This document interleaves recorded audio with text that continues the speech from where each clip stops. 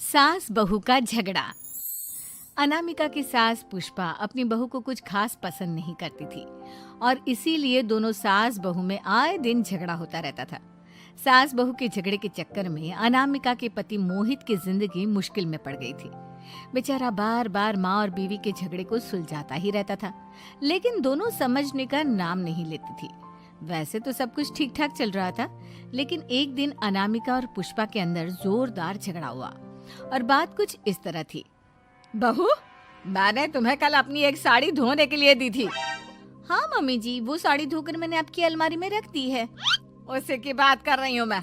जरा देख तो, इस साड़ी को देखकर किसी भी तरह से लगता है ये धुली हुई है। अरे मम्मी जी, मैंने आपकी साड़ी वॉशिंग मशीन में अच्छे से धोकर सुखाकर आपकी अलमारी में तह बनाकर रखी थी। आपके तो नखरे खत्म ही नहीं होते। अरे कैसी बात कर रही है मुझसे? मेरे नखरे? अरे मोहित, जरा ये देख तो, ये साड़ी धुली हुई लग रही है क्या?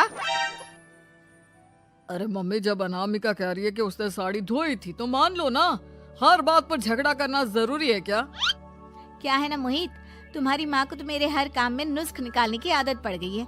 जब तक दो चार खरी खोटी सुना नहीं लेती ना, इनका दिन नहीं निकलता। अरे चुप कर, बहू होकर मुझे जवाब देती हो। एक तो गंदे कपड़े उठाकर अलमारी में रख दिए, ऊपर से कैंची की तरह कचर कचर बोली जा रही हो। अरे मम्मी जी, आपको समझ में नहीं आता क्या? मैंने साड़ी धो कर रखी थी। तो फिर इतनी गंदी क्यों लग रही है? अब मुझे क्या पता मम्मी जी, आप इस पर इस तरह तेल और घी की चिकनाई के दाग लगाकर लाएंगी तो ये मेरी जिम्मेदारी थोड़ी ना है। अरे तो हाथ से धोना चाहिए था ना। मैं आपकी बहू हूँ, नौकरानी नहीं जो एक कपड़ा रगड़ रगड़ कर हाथ से धो दूंगी। आपको पहननी है तो पहनिए, नहीं तो रख दीजिए। तुझे तो मैं अच्छी तरह बताऊंगी, मुझे जवाब देती है। एक दिन सुबह के वक्त, अरे अनामिका, मेरी व्हाइट शर्ट कहाँ है? आज ऑफिस में बहुत बड़ा प्रेजेंटेशन है और मुझे वो व्हाइट शर्ट पहन कर जाना है।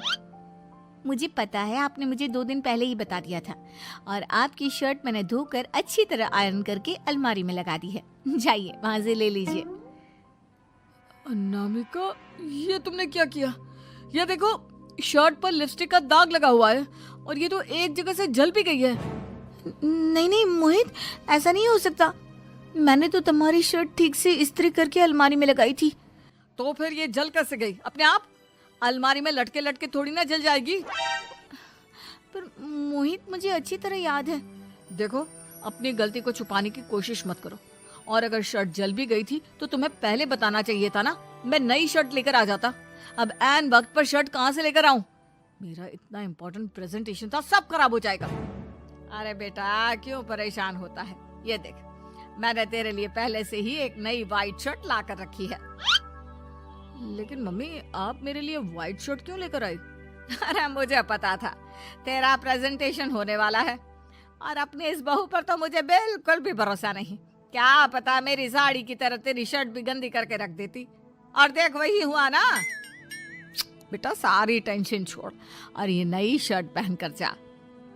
थैंक यू मम्मी, आज तो आपने बचा लिया मुझे। कुछ दिनों के बाद, अरे अनामिका, जानती हो, ऑफिस में मेरा जो दोस्त है ना अमर, आज उसका बर्थडे है और उसे तुम्हारे हाथ का चॉकलेट केक बहुत पसंद है। थोड़ा सा बनाकर टिफिन में रख दो ना प्लीज। हाँ हाँ, क्यों नहीं। मैं बहुत अच्छा केक बनाकर आपके दोस्त के लिए रख दूंगी। तुम्हारे हाथ का खाना खाकर तो वैसे ही मेरे ऑफिस के सारे लोग इतनी तारीफ करते हैं, क्या बताऊं। प्लीज एक अच्छा सा केक और बना दो, मेरी तो ऑफिस में शान बढ़ जाएगी। अनामिका केक बनाने के लिए रख देती है। पुष्पा चुपचाप जाकर उस पे ढेर सारा नमक डाल देती है। देख अमर, तेरी भाभी ने तेरे लिए चॉकलेट केक बनाकर भेजा है, तुझे बहुत पसंद है ना? यार, तू बहुत किस्मत वाला है, भाभी इतना अच्छा खाना बनाती है और साथ में केक भी। वैसे भाभी को थैंक यू बोलना। थैंक यू बाद में, पहले तो ये केक खा कर देख। बहुत मेहनत से बनाया है अनामिका ने। अरे यार, इस केक में तो बहुत सारा नमक है। लगता है भाभी ने शक्कर की जगह खूब सारा नमक डाल दिया है। अरे मोहित, तू तो अपनी बीवी की कुकिंग की बहुत तारीफ करता फिरता है। जरा पूछना अपनी बीवी से, केक में नमक कब से डलने लग गया। क्या यार, तुझे भी मेरा ही जन्मदिन मिला था बिगाड़ने के लिए? केक नहीं लाना था तो मत लाता, कम से कम मुझे इस तरह नमक वाला केक तो नहीं खिलाता। अरे नहीं यार, अनामिका ऐसा नहीं कर सकती, जरूर कुछ गड़बड़ हुई होगी। घर जाने के बाद अनामिका, अगर तुम्हारा केक बनाने का मन नहीं था तो ना बनाती, लेकिन मेरी बेइज्जती करवाने की क्या जरूरत थी? अरे आपकी बेइज्जती, ये आप क्या कह रहे हैं? मैंने तो सुबह आपको इतने अच्छे तरीके से केक बना कर दिया था। हाँ, लेकिन उसमें इतना सारा नमक डाल दिया था कि आज ऑफिस में मेरा अच्छा खासा मजाक बना है। मेरे सारे दोस्त हंस रहे थे मुझ पर। अरे बेटा, मैंने तो तुझे पहले ही समझाने की कोशिश की थी। एक नंबर की गैर जिम्मेदार है ये लड़की, कोई काम ठीक से नहीं करती। उस दिन भी गंदी साड़ी रख दी थी मेरी अलमारी में और झूठ बोल रही थी। कुछ दिनों के बाद अनामिका देखो, मैंने अपना लैपटॉप चार्जिंग पर लगाया है, उसे अच्छी तरह चार्ज होने देना। मेरी एक अर्जेंट मीटिंग है, प्लीज बीच में से हटाना मत। हाँ हाँ ठीक है, मैं नहीं हटाऊंगी। पुष्पा चुपचाप से जाकर चार्जिंग का बटन बंद कर देती है। थोड़ी देर बाद अरे ये लैपटॉप चार्ज क्यों नहीं हुआ? और ये बटन किसने ऑफ कर दिया? अनामिका इधर आओ। क्या हुआ? क्यों चिल्ला रहे इतना? अनामिका, मैंने तुमसे कहा था ना, मेरा लैपटॉप चार्जिंग पर लगा हुआ है, मेरी अर्जेंट मीटिंग है। तुमने इसका स्विच ऑफ क्यों कर दिया? अरे मैंने ऐसा कुछ नहीं किया, मैं क्यों स्विच ऑफ करूंगी? कुछ दिनों से देख रहा हूँ अनामिका, तुम मेरा हर काम बिगाड़ देती हो। देखो ये अच्छी आदत नहीं, कम से कम तुम्हें इस बात का तो ध्यान रखना चाहिए था कि मेरी कितनी इंपॉर्टेंट मीटिंग थी। अब क्या करूंगा मैं? आई एम सॉरी मोहित, लेकिन सच में मैंने जानबूझकर कुछ नहीं किया। अगर जानबूझकर नहीं किया तो क्या सब कुछ अपने आप हो जाता है? कभी मेरी शर्ट जल जाती है, कभी केक में नमक डल जाता है। आप मेरी बात क्यों नहीं सुनते? मैंने जानबूझकर कुछ नहीं किया। फिर से वही बात। अरे कितनी बार तुम्हें समझा चुका हूँ, इस तरह मेरा काम बार बार मत बिगाड़ा करो। तुम जानती हो मुझे कितनी प्रॉब्लम होती है। ऑफिस में तो पहले ही बेइज्जती करा चुकी हो, और अब ये मीटिंग, ये भी मेरे हाथ से निकल गई। अनामिका की समझ में कुछ नहीं आता कि आखिर उसके साथ ये सब क्या हो रहा था और क्यों हो रहा था। फिर कुछ दिनों के बाद मोहित अपने ऑफिस से कुछ फाइल लेकर घर आता है।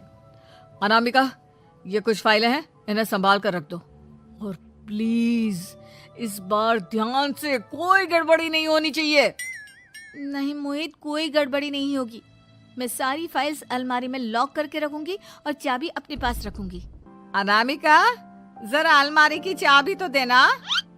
क्यों मम्मी जी, आपको क्या काम है? उसमें मोहित की जरूरी फाइल रखी है और मैं नहीं चाहती कि इस बार कोई भी गड़बड़ हो। पता नहीं कुछ दिनों से हर काम खराब हो जाता है। अरे मुझे उसमें से पैसे निकालने हैं और उसके बाद ले लेना अपनी चाबी। मैं खा नहीं जाऊंगी तुम्हारे पति की फाइल। अनामिका को अपनी सास पर शक होता है। चाबी देने के बाद वो चुपचाप छुपकर अपनी सास की हरकत देखती है। ये फाइलें उठाकर डस्टबिन में डाल देती हूँ, फिर देखना कैसे मोहित इसकी खबर लेगा। इस बार तो छोड़ेगा नहीं इसे।